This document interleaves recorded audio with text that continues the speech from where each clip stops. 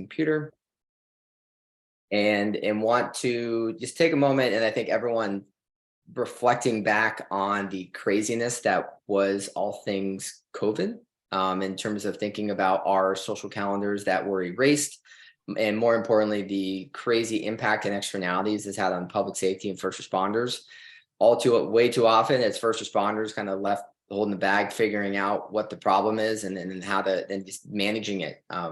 So there's just these ongoing challenges that I'm so grateful and indebted to public safety officials that navigate these challenges. And COVID was something that it will forever live in our ethos as a moment in time that we'll never forget, that changed a lot of things, some for the worse, but also some for the better. And I'm really honored today to have retired Chief Danny Kistner and PhD Dr. Gamaliel Bear, as well as retired Fire Captain Kirk McKenzie, to talk about different aspects of COVID and the fire service and reflection looking back, as well as some insights to a path forward.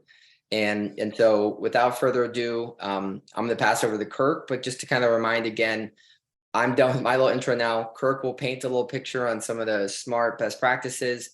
Gamaliel and Danny will give a little bit of a 10-15 minute type overview, insights from their perspective. And then we're going to be leading into open Q&A. And so please feel free to start asking questions, adding comments, and we'll get going. So Captain Kirk, over to you. Thank you very much, Kevin. And you've got a slide up all right about the Wellness Initiative. Great. So for those that don't know me, I spent 32 years in the field and now work as a consultant on smart things. And because the chief and doctor will be talking about not just COVID, but a variety of health things that they have a deep understanding in, I thought I'd mention a few things I've been involved in. I'm grateful to get to have been part of running a wellness program for a fire department for a better part of 20 years, one of a number of members. I wrote the risk benefit of it. And when the Wellness Fitness Initiative came out, and I'll put the link in the chat bar, nearly half of our line of duty deaths were associated with heart attack. And so thankfully the IFF and IFC came together and said, look, nearly half of women and more than half of men first understanding that they've got a cardiac issue is an MI. And that's a kind of a late stage indicator. You want to catch it earlier. So some smart technologies, if you will, they were not in the field yet. They're fully clinical, things like calcium scans, which not all blockages are calcium. There's a heads up, but hey, how do we find problems with our health and have it fixed early? So I'm a knowledge is power, data-enabled firefighter. That's my focus. And now in the 4th edition of WFI, one of the things we're looking at is emotional and behavioral health. And no doubt the doctor in chief, I'm sure, might speak to that a little bit about the response in COVID. How was and how is the mindset of firefighters? And on the interest for smart technologies, I'm going to go way back to when Ebola first came to the US. And I remember trying to get information about what was going on and getting the information from county EMS that, okay, you're going to have to update your ambulance protocol. You're going to have to update a lot of things. And a couple of years ago, 2018, there was another big Ebola outbreak. And I was speaking to a infectious disease professor from Harvard at a technology conference for first responders. And he said, you want to know what's going on in West Africa? And he shows me his phone. He said, that's the technology, a dry erase board. So as we have the conversation today, I'm so grateful we're moving into what's next. Whatever the infectious disease is, or whatever the health situations for firefighters or those they serve, that now we have things like wearables, and that how is the next generation response to the next pandemic maybe going to be improved. And thank you for having me, Kevin. An honor to be here. I'm looking forward to hearing and learning from the chief and the doctor. Thanks, Kirk. Appreciate it. And then now I want to, and again, everyone remember, just think of questions and ideas. This is really meant to be an opportunity to plant some seeds of questions and curiosity in your brain. And then we want to open it up to you shortly hereafter. So I'll turn it over to you, Danny and G. And if you both could maybe give a quick little 30-second intro about who you are, and kind of paint the picture, and then the floor is yours. So Danny, if you want to start, just kind of quick little background intro and then followed by G. Okay, my name is Danny Kistner. I'm a retired fire chief in the McKinney Fire Department. Been in the fire service for 40 years. I feel like it's just gone by a blink of an eye. Most of my career has been it's all been in the state of Texas, but most of it in the DFW Metroplex. The last 14 years has been as the fire chief. I kind of worked my way up, but my interest has always been in firefighter health and wellness, firefighter safety. I spent 10 years with the IAFC Safety Health Survival Section as a board member. I have been involved at IAFC on the PPACA task force and the Ebola task force when those were coming around. Just an interesting thought so I don't forget to say it later. But talking about Ebola and COVID today is really interesting. And there's probably very few of us that can think back to the late 70s, early 80s, when HIV/AIDS was kind of the new phenomenon, and a diagnosis of HIV/AIDS or exposure to it literally meant a death sentence. There are very few people that live past that. So that kind of influenced our approach towards COVID when it was coming out, with all the unknowns associated with that. But happy to be here. Thank you for asking me, Kevin. First, Danny. Gamilio? Hey, Kevin, thanks for having me on. Hi, everyone. My name is Gamaliel, but G works for short. I work for Howard County Fire and Rescue. I've been there for 15 years now, and I'm also a Coast Guard reservist. Now I'm an officer. I started enlisted. And so, yeah, I did actually my research for my doctorate on health and wellness. So the WFI is near and dear to me. I looked at specifically heart attack, cancer, and suicide prevention, and what we're doing as a fire service as far as educating on that on the front end. So I put together a curriculum for Howard County Fire and Rescue. It got some attention nationally, and I was brought into to our safety and health office for our department to run our physical fitness program, our peer support program, and then do education in the academy and for the veterans out in the field. So had a good time doing that. And I actually have a book that's coming out this summer, early summer, or maybe summer, early fall, something like that. It's Fire Engineering's publishing it. I'm not making a dime off of it. It's all a big volunteer effort for the NFFF. So I'm sure Kevin will help promote that. It's all the money goes to the NFFF, and it's about the curriculum that I made for the department on how to bring this out to the fire service. So Kevin, thanks for having me on, and looking forward to having a great discussion.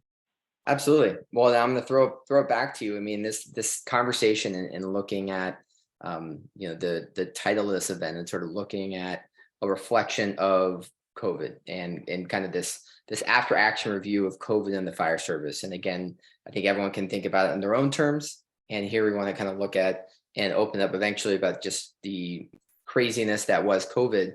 But to G and Danny, from your perspective now, want to hand it to you as far as when I say those words and after action review of COVID in the fire service, frankly, what does that even mean, and how what are some lessons learned that we're going to take from this? So G, did you want to start? Yeah, sure. I'll just I'll shamelessly plug the NFFF. I'm an advocate for them. I've been volunteering for them since 2017. And for those who don't know, although I'm sure all the guests here know about the 16 firefighter life safety initiatives, they have on their psychological support as number 13. And under that initiative is the after action review. It comes from the military, and it's just a very quick, down and dirty sort of rehash and summary, and what were the good points, what were the bad points about anything that goes on in the fire service. Usually it's sort of a backstep type of thing or kitchen table type of thing. And so I think that for the bigger issues too, there should be also after action review. So for COVID, I think it's fair that we look back and say, hey, how did things go? What was the good? What was the bad? What can we learn, and what can we do differently next time? Assuming there will be a next time. And I think that's a safe assumption that, we should always be prepared for the next one. So. Thanks. So I guess I don't know if you want me to keep going, but Yeah, and I know you had a couple things presented, and frankly, if you and Danny want, I can just kind of go off that. We can. That seems like a good place to start. Yeah, I think so. You know, and we can bounce ideas off of each other. I was a little bit more of I don't know. I'm going to take what could we have done better approach and just jump right to that. You know, obviously with a pandemic coming down the pipeline, I think the fire service, along with the health and wellness concept and trying to take care of our members while also serving the public, I think, you know, wanted to make sure that our firefighters were safe and that we had the PPE and that we had the ability to keep ourselves safe from this virus while also making the people that we serve in public also safe from this virus. So that's a good thing, and that mindset is right.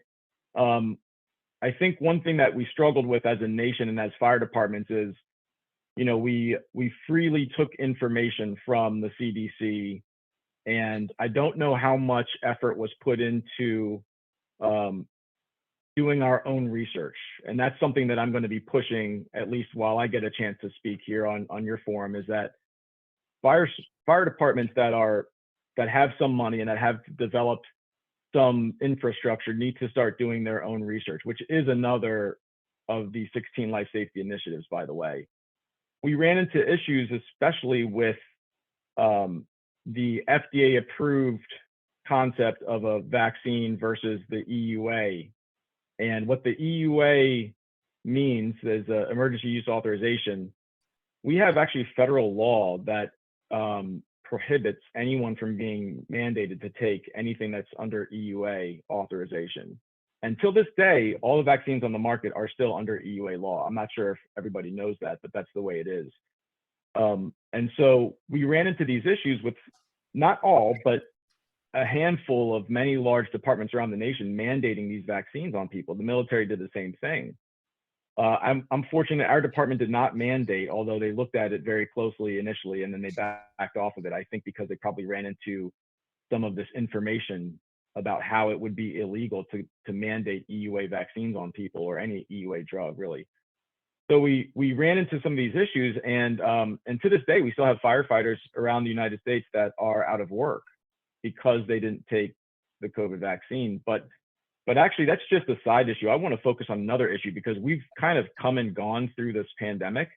And on the health and wellness issue, my main focus now is what are we doing as a fire service, as the top brass, as chiefs, but also as researchers and organizations and influencers to look at any of the potential side effects that might have come from these vaccines. We do now have a lot of good data that shows that there is a substantial amount of firefighters that are being affected by these vaccines. The CDC has come out and said, we know it's linked to myocarditis. We know it's linked to clotting issues. And based on their VAERS system and their VSACE data, it's something in the range of 5 to 20% of people who've taken the vaccine have adverse effects. There's also this issue of long COVID. Some studies came out recently, one of them from George Washington University that looked at long COVID. And as it turns out, everyone in their study who had long COVID from the university students, I think there was like 36% of the members that signed up for the study had long COVID, all of which had at least one shot because that was mandated by the university. So we have a lot of questions now after these 2 years of pandemic, and those include, what are we doing to track adverse events for firefighters, including even death? Are we looking at a national level? Are we looking at that at a local level? And what are we going to do now as researchers going forward when we start to do any research on firefighters? I saw another study, for example, that showed that those who had taken the vaccine had a lower VO2 max threshold by about 3%. And that was just one study. It's not the end all be all, but there's this new issue now, which is the vaccine status is a new data demographic that we have to look at. And if we aren't doing research and accounting for that, then we really are going to have bad data, and we're not going to be able to know what's going on with folks that had taken these vaccines and those who haven't. and if that's affecting things long term. The last few years, our heart attacks have gone up. Captain Kirk mentioned that heart attack is the #1 killer. Well, our heart attacks have gone up a little bit, and our all-cause death has gone up for line of duty deaths. Do we know if those are related at all to these vaccines or COVID, or can we separate those? Are we taking the data for that? So I think those are some things that we can do going forward. And I guess just to jump back to the initial point, you know, we jumped into these mandates very quickly. We took it from the CDC on trust with them, essentially. But I think too many fire departments didn't have their own research internally looking at some of this stuff, even if it was just legal issues as to why we can or shouldn't mandate these vaccines to firefighters. And I think that brings me to my last point, which is this slide that Kevin has up. The 16 Firefighter Life Safety Initiatives say that we should have accountability, which means enhancing personal and organizational accountability for health and safety, and also empowerment, which is looking at giving firefighters from top to bottom, chief to recruit, the ability to stop unsafe practices. And I wish I had more stories to share of fire chiefs that stood in front of a mandate, even maybe at the cost of their own career. But unfortunately, when these mandates were coming down, I think too many chiefs did not step up and say, we're not going to have this. So those would be some interesting stories to review if we can find them. But, you know, I know a lot of firefighters that did say, no, I'm not going to take the shot, and they got fired for it or put on some sort of hold. And now they're coming back. The DOD finally rescinded their mandate on account of the National Defense Authorization Act that, you know, we talk about an act of Congress. It literally took an act of Congress to stop the mandate. So the DOD is now bringing back all of their service members who were let go for the shot.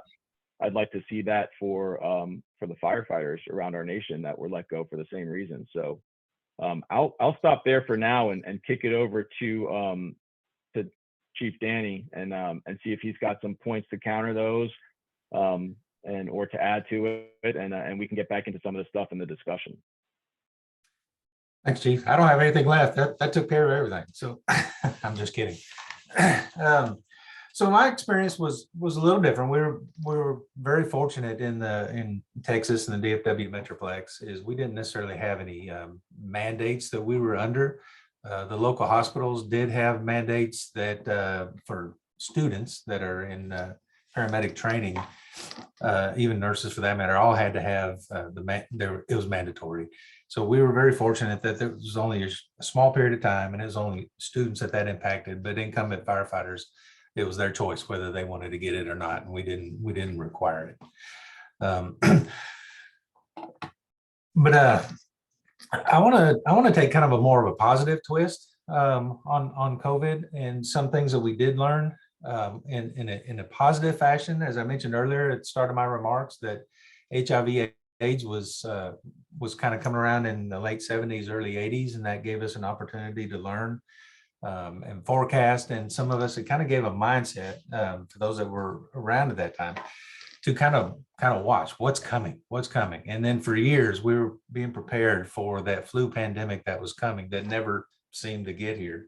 And so we started paying attention to continuity of operations.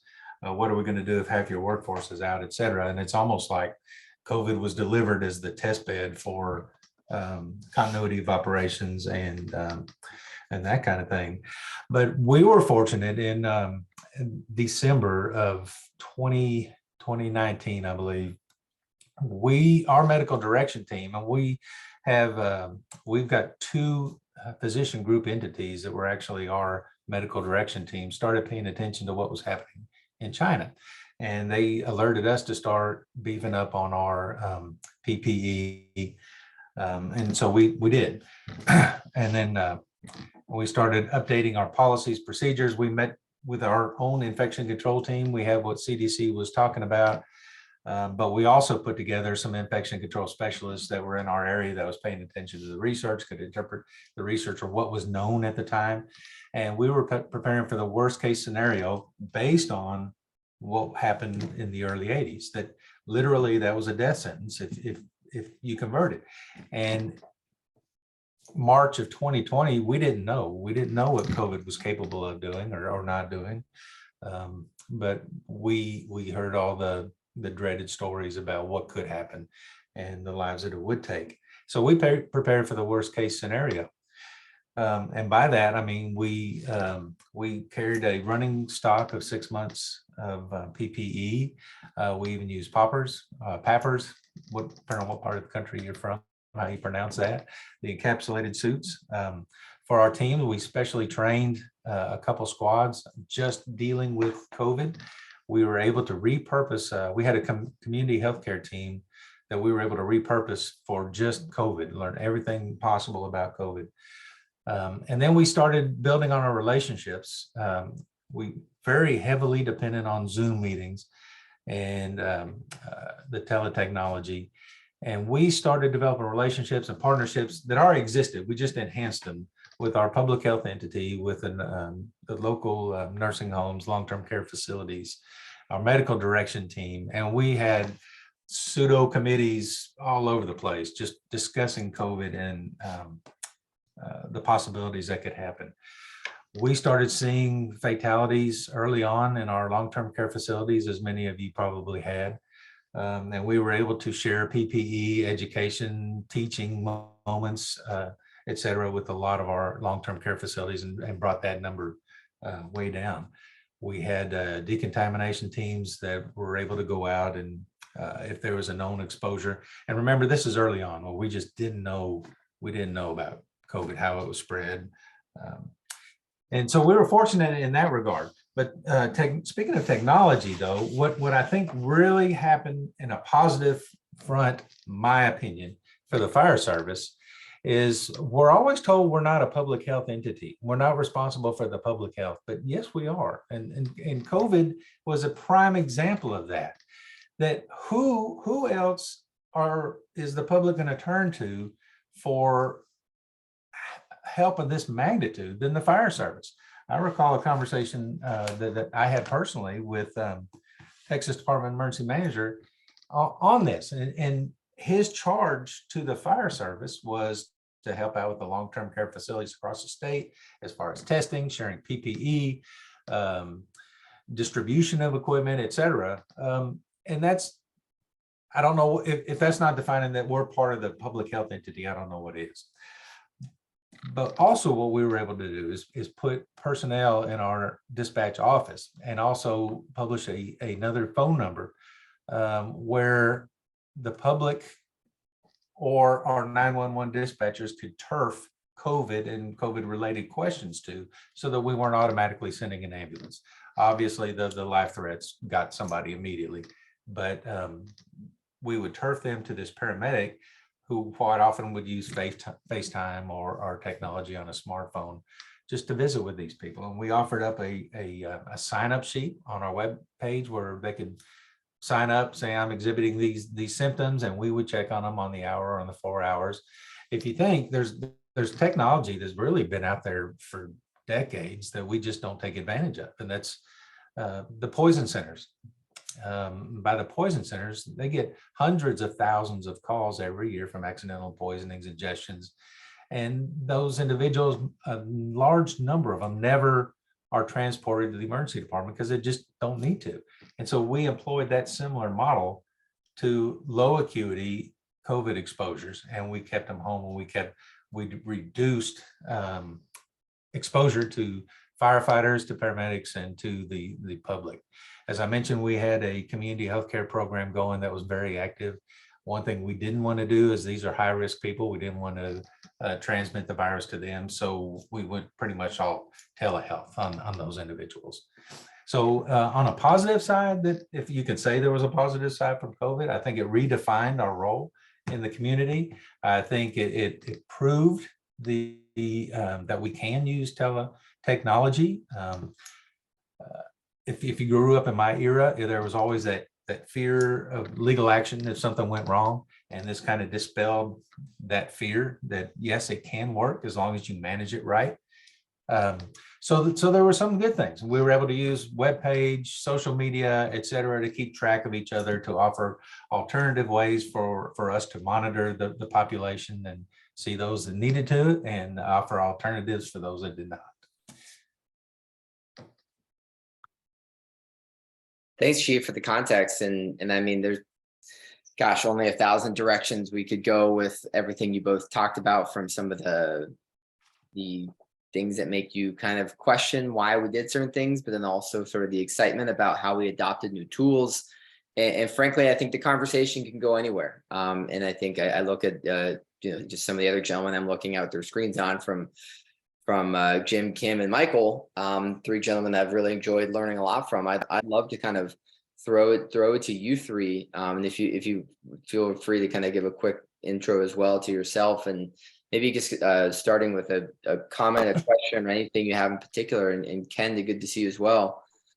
Ken, I see you're off mute, so if you wanted to jump in first, feel free to cut the line here. Sure. Thanks, Kevin.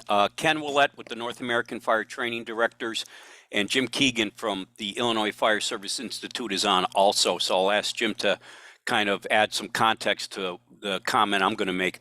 The North American Fire Training Directors is the membership organization for the state and provincial level directors of fire training. We are in every state. Every state has somebody with a statutory or regulatory authority to do this. So these are folks who collectively do about 1.2 million students a year through our collective system. So obviously a lot of that pre-pandemic was in-person training. Prior to the start of the pandemic, there was a move to look at hybrid learning and some other means of distributing learning. And some of our agencies were already doing remote learning, in that they did not have a centralized campus. They had remote campuses, or they had training in a box. They would bring the training to the department or to the area. Obviously, that all got turned upside down in a relatively short period of time. And as the comments that G made, the concept of what considered the safe practices during the pandemic, what should be open, how should you protect yourself, what should you participate in, was not a universal thought across North America. And our membership is across North America. So we had a lot of variations between what the East Coast was doing versus the West Coast versus the Heartland, the South. And while it did not create problems for us, everybody adapted to the local conditions, and it did accelerate the move towards hybrid learning with less face-to-face in-person learning. And it did have a little impact on our total attendance across the country. We did see a reduction in students, but I can share that from what I'm hearing from our members, and again, Jim can provide context versus against Illinois' experience, that's rebounding. So people are coming back. There have been times where training has had to shut down or take precautions, but everybody's handled that well. They've rebounded. The training's back up and running. The staff is. We're just being subjected to, while we're not sure, post-pandemic, the recruitment and retention, not only of firefighters, but also of academy level instructors. And to what degree did COVID impact their willingness to serve as an academy instructor?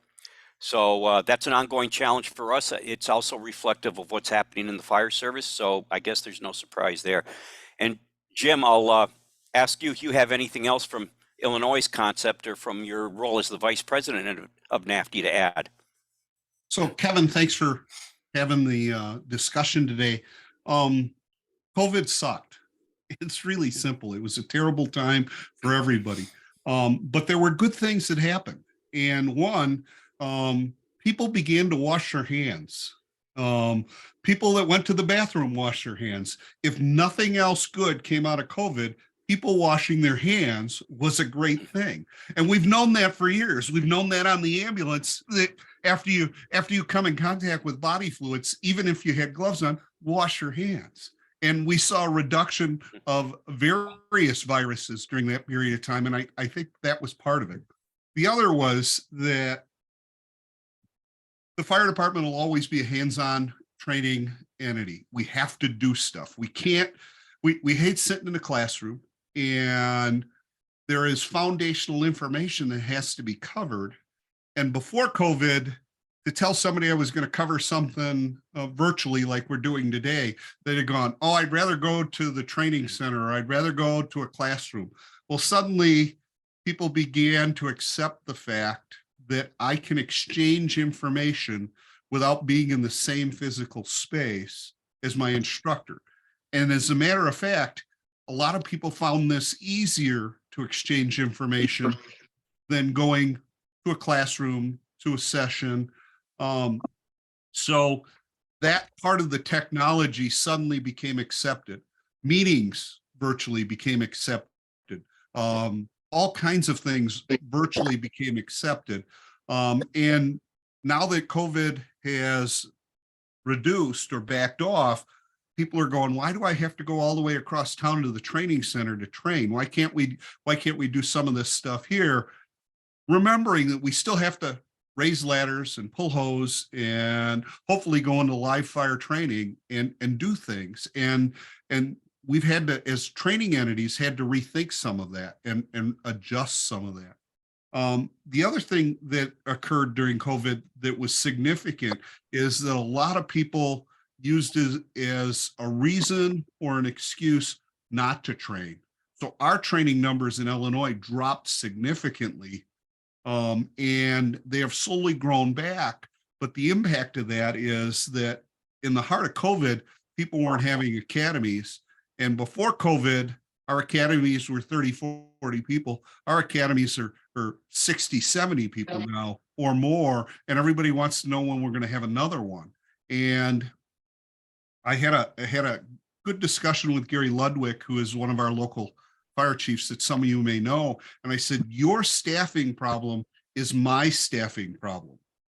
And he goes, what do you mean? And I go, well, all your guys on the fire department work for us part-time. And since you're mandating overtime all the time, they don't want to come teach at the State Fire Academy. They want to have a day off. When they're working 2, 3, 4 days in a row across the state, across the country, all of the training entities are having a hard time with staffing training because they want days off, and I don't blame them.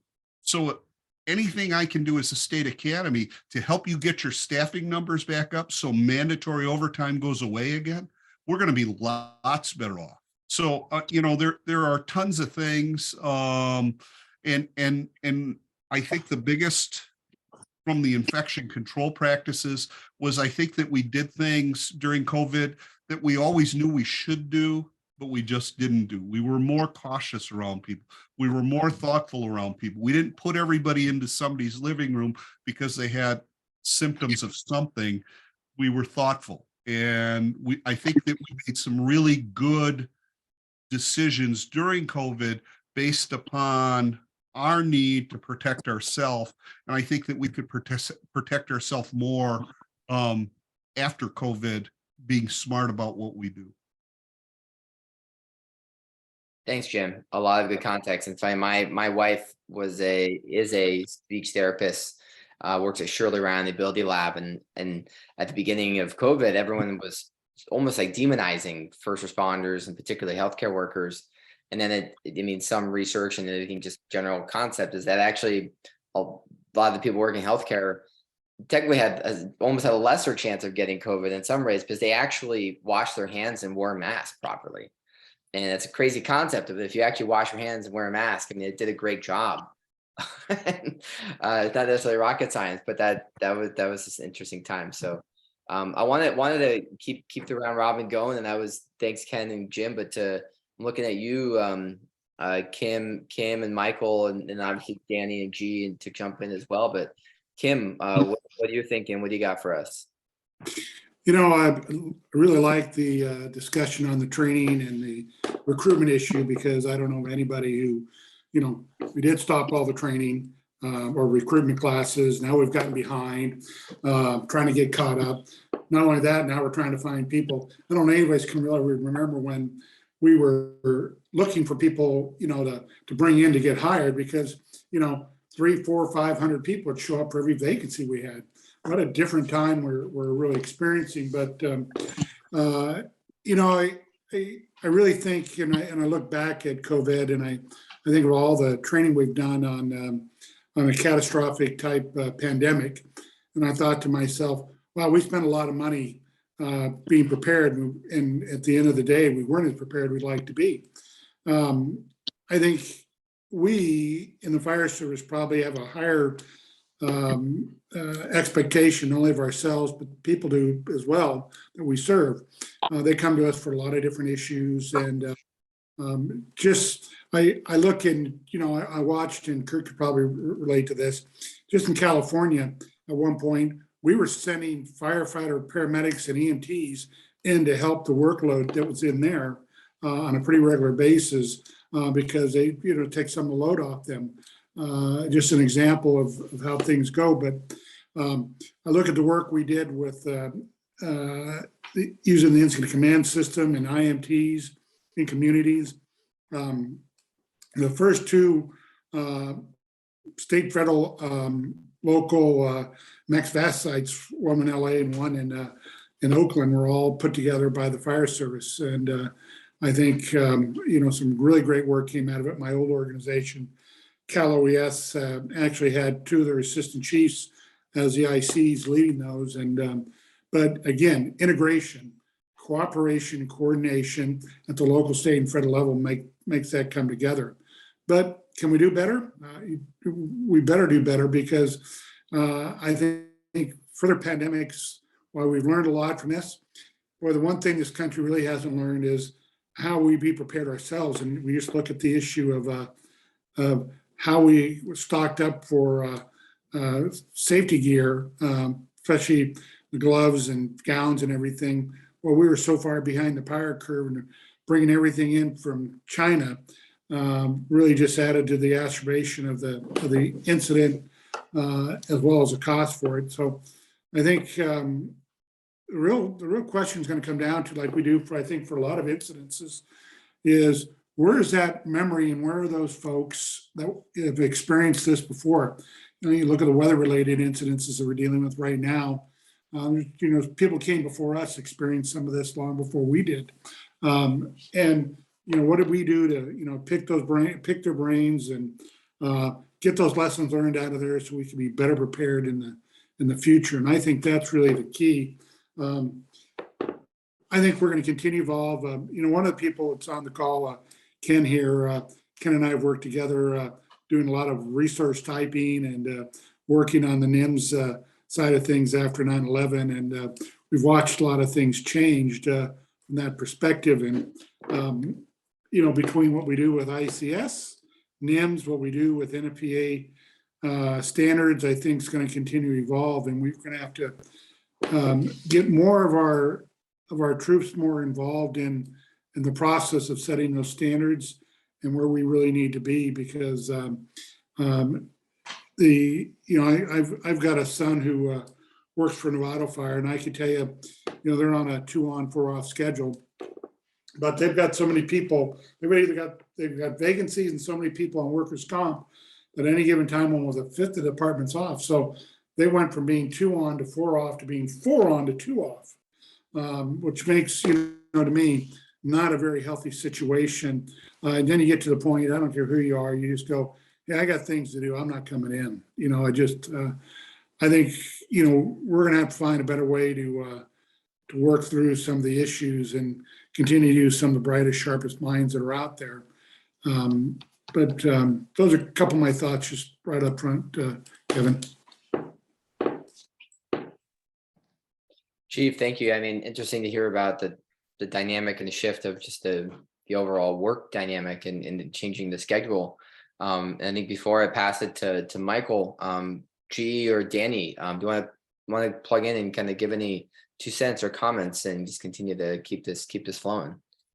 From what I would agree with everything Kim has just said. The same phenomena is occurring in our area, where the overtime is just incredible. Some of it's COVID related, some of it is the personnel and getting trained personnel. I think in my particular area, we're just now catching up to where we're not working those ungodly hours that you were talking about. I think that's led to burnout. I think that's led to some negative attitudes. It's a tough world out there right now. So I'm 100% in agreement with everything he said. G. Yeah, we've had some of the same issues in our department with overtime and workflow issues. I would like to, I guess, plug in at this juncture on that note that we should be looking at, and fire departments should be trying to do their best to collect any data that they can on this. How much of that, or what impact, what percentage of that workflow disturbance is from adverse events from these vaccines? I personally know in my department a handful or two of people who had what I would consider life-altering issues that they believe are from the vaccine, because that they didn't have that before the vaccine, got the vaccine, and then had these new, again, what I would describe as life-altering issues. I mean, major new out of the blue diagnoses. So it's probably not the majority of workflow issues, but if we don't take data and we don't do some research and we don't dig a little bit into this, we won't know. So out of 100% of workflow issues that we're seeing, are 10% of those long-term issues that we're seeing from an expedited rollout of an experimental drug. And what are we going to do about that as a fire service? So that is something that I really think is important to consider. I would echo the idea that a good thing that came out of the pandemic is this virtual communication, whether it's learning or communicating. And I think that on that note, it did sort of stimulate a lot of desire for firefighters at every level of the organization to look online, to do some more research, and also to maybe call it fact check or whatever you want, but look for themselves into data, get on some sort of messaging platform or making groups together and having conversations. And I hope that that does drive a new generation or a new focus of researching, doing a little bit deeper dive into data collection and analysis, whether it's just qualitative and discussions virtually, because like some of the commentators mentioned, you can talk across the fire department, across the nation through these Zoom programs and get different ideas. And that's one great thing that came about from the pandemic. Hopefully that continues to sort of stimulate this desire to learn and search and collect data and analyze data, especially with things that involve our health and wellness for firefighters.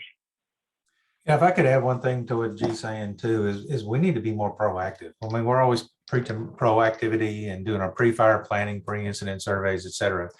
But this is a real world event that impacted, it impacted everybody. I think it's going to be incumbent upon the fire service, anybody that does EMS or any kind of first responder, to survey what's going on in the world. It's not over with just COVID. What's going to be the next thing? And how are we going to identify it before it becomes an issue? Instead of being reactive, it's here, now what are we going to do? It's okay, this is happening in this part of the world. It's headed this way. What are we going to do now? There's a resurgence in measles going on in the United States right now. There's also, the CDC just put out a warning about a virus causing diarrhea amongst pediatric patients that's kind of spreading throughout. Anybody in the healthcare industry knows that with a mask, there was a suppression of flu and related illnesses, but now that the masks are off, those are coming back, and some of them in a vengeance and some maybe not so much. But we need to be proactive, and with our medical direction teams, especially on what's going on in the rest of the world that could impact us, so we can be prepared for it. Chief Z. Yeah, one of the things, I forgot to mention when I was chatting was, I'd really tell you that I think one of the areas that we really need to take a look at is the whole whether you support a vaccination, being vaccinated or non-vaxxer, really created some real issues inside the station with our people out there, and to the point where a lot of hard feelings, a lot of issues going back and forth. So I look at that, and again, I think that what are we doing, or what are organizations doing to try to resolve how we got to that point and how we get out of that to get us back to really a very more unified, cohesive group that we once had.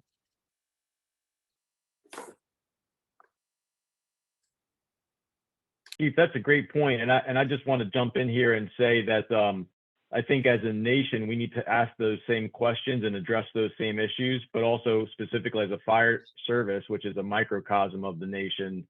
And I think one of the things that we're going to have to do is have some sort of open discussion about this type of thing writ large. What went right? What went wrong? Can we have some sort of forgiveness of the vaccine mandates for those that were mandated?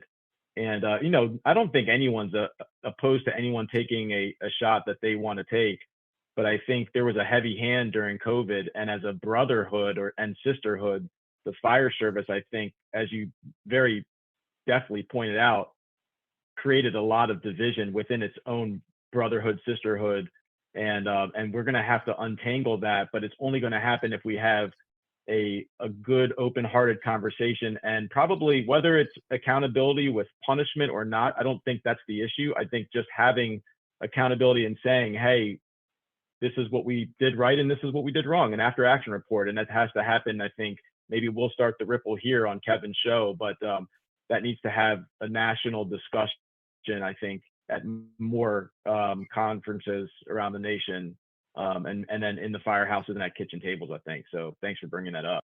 Yeah, and I would tell you that even between internally within the firehouse and the labor organizations, it created a great deal of turmoil as well.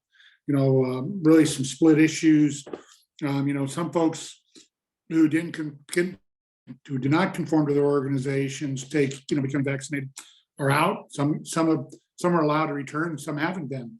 And I think it's a interesting conversation. We're just going to have to continue to foster out of here. No different than when we first started out this conversation, we talked about when Kurt was talking about heart issues, and I look at most of our issues and I go, well, heart and cancer are probably definitely leading the pace of our deaths, but coming up quickly behind them is the suicide issue and that behavioral side. So again, a lot of strains and a lot of issues, but we're in a better shape, I think, in the fire service, the things we're looking at versus probably when I started, and it was, hey, put on your big boy pants and just step up the plate and make it happen. So I think we're a kinder, gentler, smarter organization.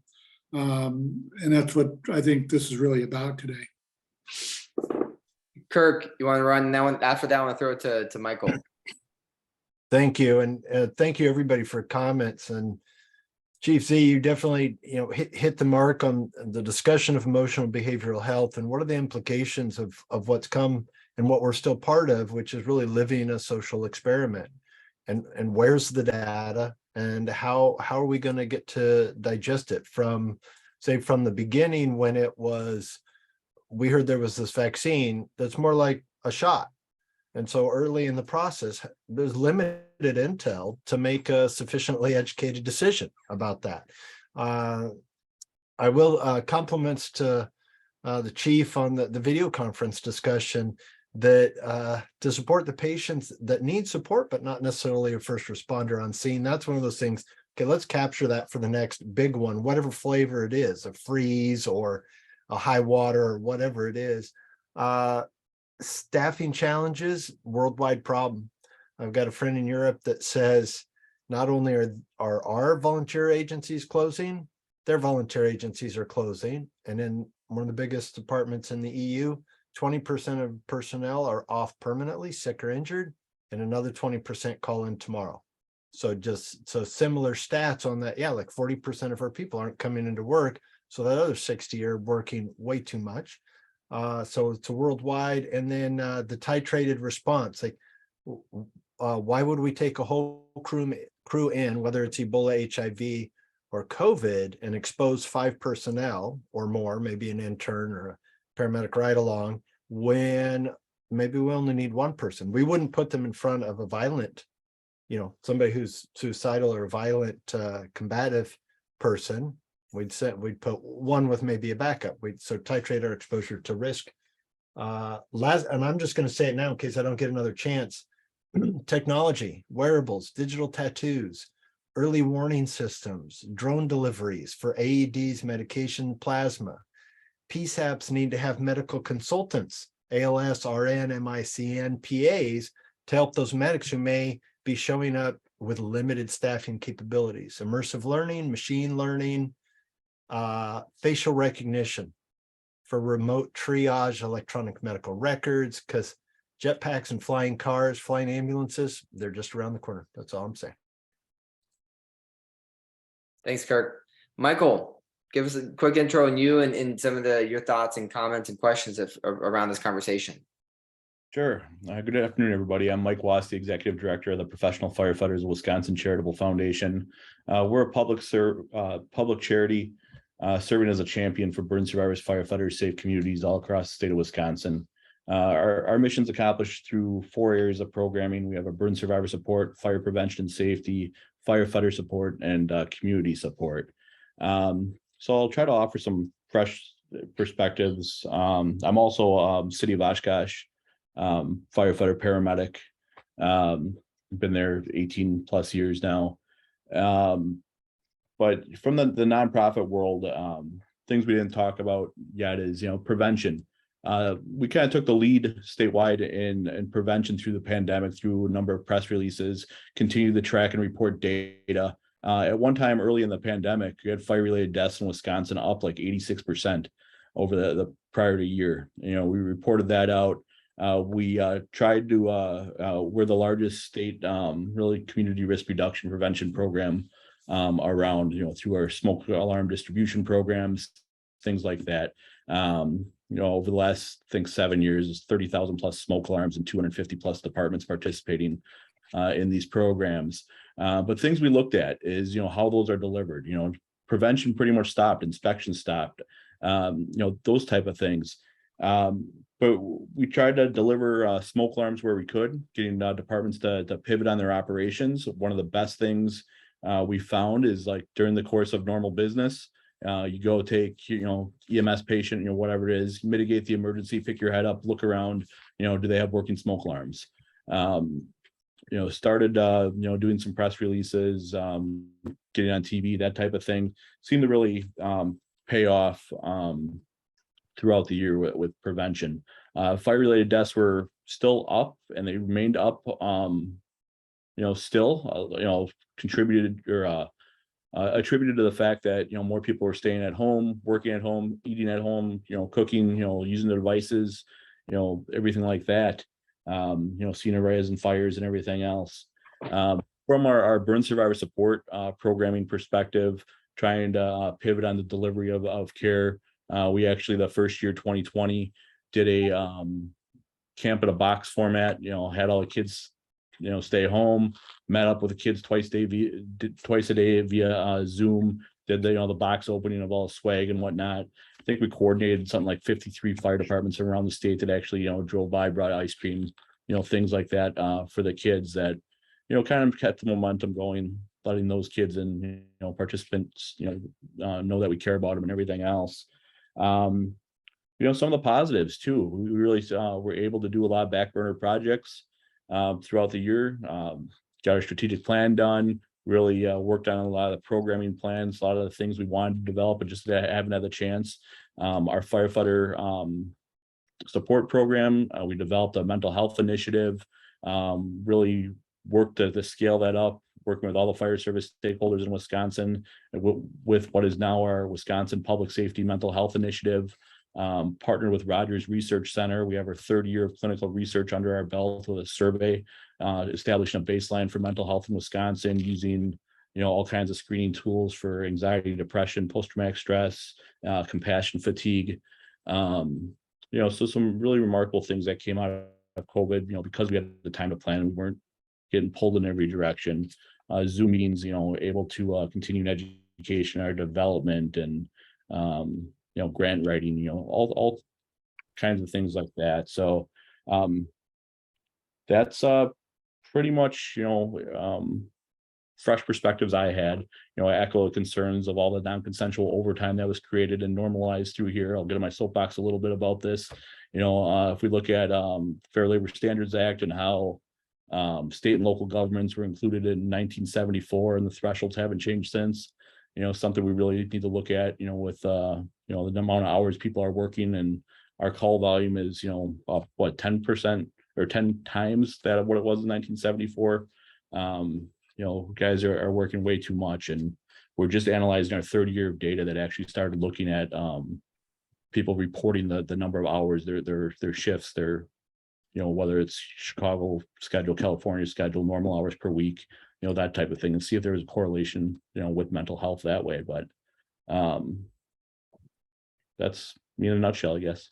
Well, Michael, a lot of really good context. And again, these are meant to just be roundtables for open convo, and Chief Z are coming off, and I want to pass it to you. But the point of all this is to continue to share ideas and best practices and drive action. And just so you know, we are documenting every link and all key questions, and we'll repurpose this. And this is just a moment in time conversation, but everything we're doing here is really a movement of progressive change. So just keep that in mind. So Chief Z, what do you got? Well, actually, like Mike's last comments in there, and one of the things I would add is, the amount of hours and the call volume is up. Unfortunately, I think all of us would probably say that our elected officials are probably not putting the money into putting in more stations and more capability, to respond, and that's both on the paid and volunteer side. As I see it, the volunteer numbers are way down, and if they weren't down before COVID, it surely put them down. But I've always been a significant part of labor in my career before becoming the fire chief.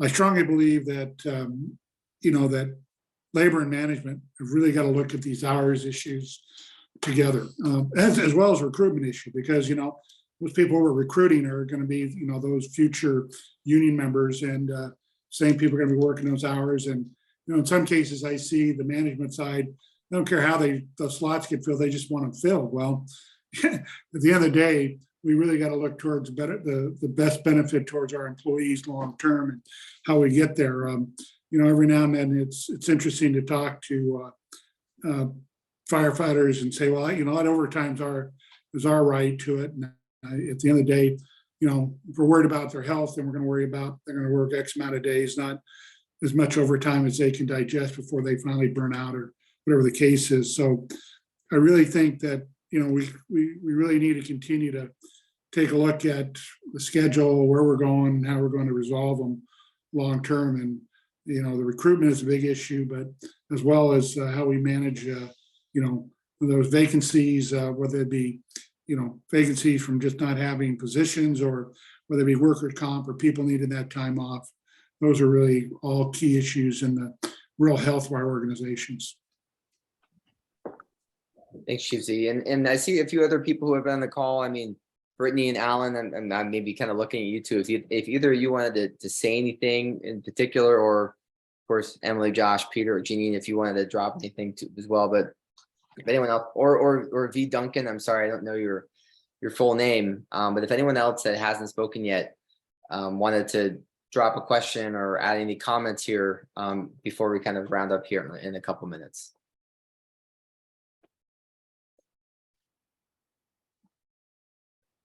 All right, Alan, I see you coming on. Hello. Folks, yep. So I work for Jim Keegan, and I defer to and agree with the things that he said. My personal observation to add that, a little lower, a few less bugles. We all saw things we didn't expect to see during this. I think many of us may have thought about health crises coming up of this nature. I saw a lot of things that sort of counterintuitively didn't work out the way that I thought they would. And we had to roll with a lot of changes. We had to roll with changing changes.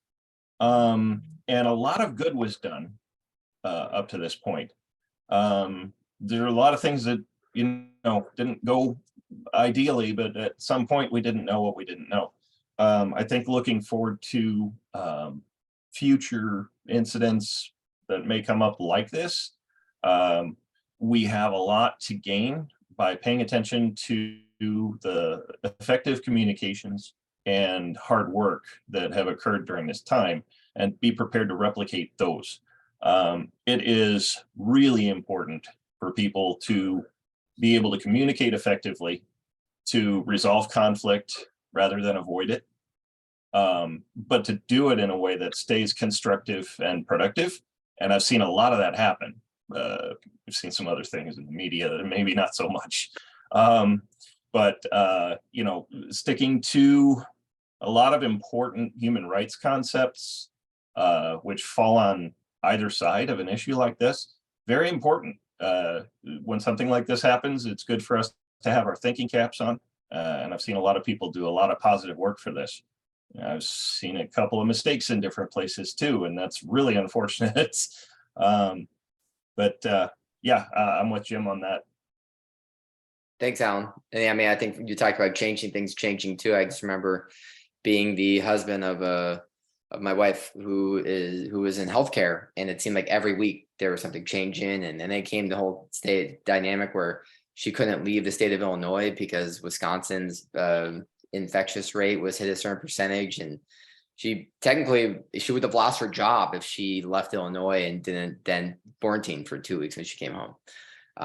And it was stressful. I just remember all those change, and then it was different the next week. And so I know that we had to make decisions and moves on the fly, and this one conversation is really just meant to, maybe start kind of digging up the dirt a little bit and just starting to talk about this. But we're at the hour mark, but at the same time want to kind of allow this to be a couple final closing minutes here of actions, questions, any kind of ways that people can collaborate. And I'll kind of look to you, Danny and G, or anyone else, obviously, Jim, Kim, Kirk, everyone else. But I'll look to you, Danny and G, first, as far as any sort of roundup thoughts, comments that you want to leave with everyone here today. Well, I think there's a lot to digest that was discussed here. I mean, we've kind of run the gamut. It was, I think it was really interesting to me, kind of a takeaway from all this. It's the fire service needs to remain dynamic and responsive to the threat that we're exposed to, whether that's a certain fire or whether that's a communicable disease. But we also need to be always reevaluating our mission and how we conduct our mission. The way we did it 10 years ago, 15 years ago, 20 years ago is not how we're going to do it 5 years from now, maybe not even next year. So we just need to be open-minded enough and flexible enough to know that the world is changing, our job is changing, our mission is changing. There's going to be likely a different way to do something in the future. I think this forum is outstanding to get all these ideas out there. My hat's off to you for starting this and getting it going and rolling, and hopefully it has a snowball effect and just gains a lot of momentum. Thanks, Danny. G? Yeah, I guess to close out my thoughts, and I appreciate what everybody has shared, and thank you for everyone picking up on the goodness of what came out of COVID, because I was kind of focusing on some of the negatives. So I'm glad we had that ability to balance out the conversation. But I guess where I really want to hone in on for the close here is research, and especially as it overlaps with health and wellness. We mentioned WFI in the beginning. If you look at the WFI manual, as well as the NFFF and NFPA, all three organizations have research as a main guideline, I guess. The NFPA is a standard if you adopt it, but in 1500, chapters 4 and 11 both talk about collecting data, especially as it relates to health and wellness. Even to the extent in chapter 11 where it talks about if a member dies that's related to occupational injury or illness, autopsy results, if available, should be recorded in that health data. I mean, it goes pretty deep. So I think what I want to focus on is, first of all, it's a question: are we doing research as fire departments that are decently developed, whether you're a metro, medium metro, large metro, if you have those resources, are you doing research, or are we just taking something spoon-fed from the national level organizations or the CDC? Are we doing our own? And I think the good Captain Kirk brought up the fact of wearables, for instance, technology. We're in this new age where data is the new oil, if you will. I know that's a cliche, but really that's what everything is going towards: machine learning, automation. Are we collecting data to analyze it, even within our own department, on our own members, especially with regards to health and wellness, and hopefully on a national level too, as we sort of come out of this COVID pandemic and look at trends? Are they going to go back down to normal, or are we keeping a higher trend for, injury, illness, and death? And why is that? And what issues are affecting our department? And are those issues pandemic related? Are they vaccine related? Are we even addressing those questions and then looking at that data to help our own members? Because let's say 10% of our department, we have 600 people in our department. If 10%, you got 60 people, that's a battalion.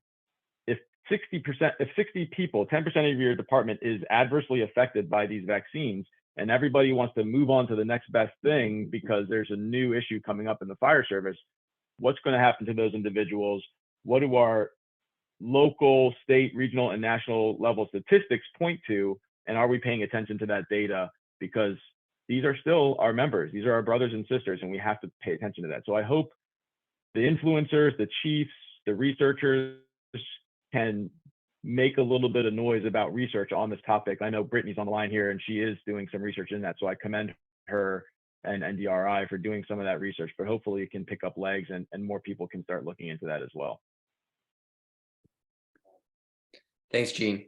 And just kind of looking around the horn here, any sort of final thoughts or comments or resources? And again, we're going to be sending out a recap of the video and a PDF of everything in here, but looking at everyone else here, Kim, Jim, Ken, Kirk, I'll throw it to you first, and then anyone else we'll wrap up here. Thank you so much for having me, Kevin, and thanks to the chief and doctor for being here and leading the discussion. I put something in there on digital tattoos from one of the docs that I follow, the Digital Futurist. A lot of it's in the clinical domain and the surgery theater that will be coming to the field.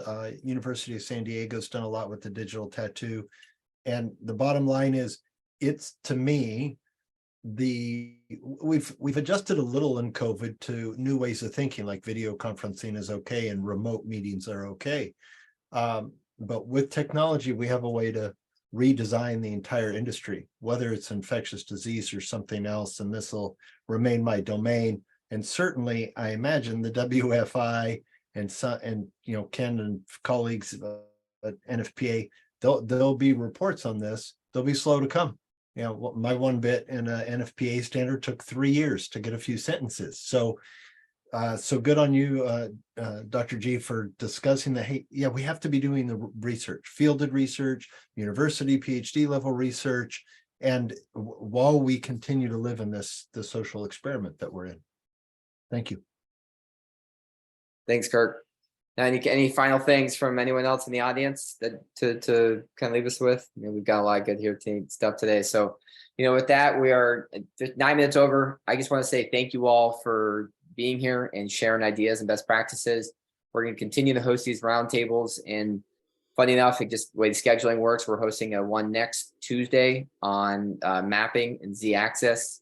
And then got some other ones planned throughout the rest of March and April, and some of them kind of just pop up. So if you have an idea or a topic that just needs some oomph and energy and momentum, send it my way. And if you got some speakers and ideas, I teed up and we'll get in the calendar. We've got about 160 people that have opted in, and we get anywhere from today was 16, and sometimes we're up to 50. So it just kind of depends. But to everyone listening to the recording, thanks for listening. To our distinguished guests, Danny and Gamilio, and Kirk, just thank you for your selfless commitment to first responders and public safety and everyone else. Really appreciate it. So have a great rest of your day. Please do not hesitate to ever reach out to me with any comments, questions, concerns, whatever it may be. And thank you all for your time here today. Thank you all. Thank you. Take care. Thanks, Kevin. Thank you.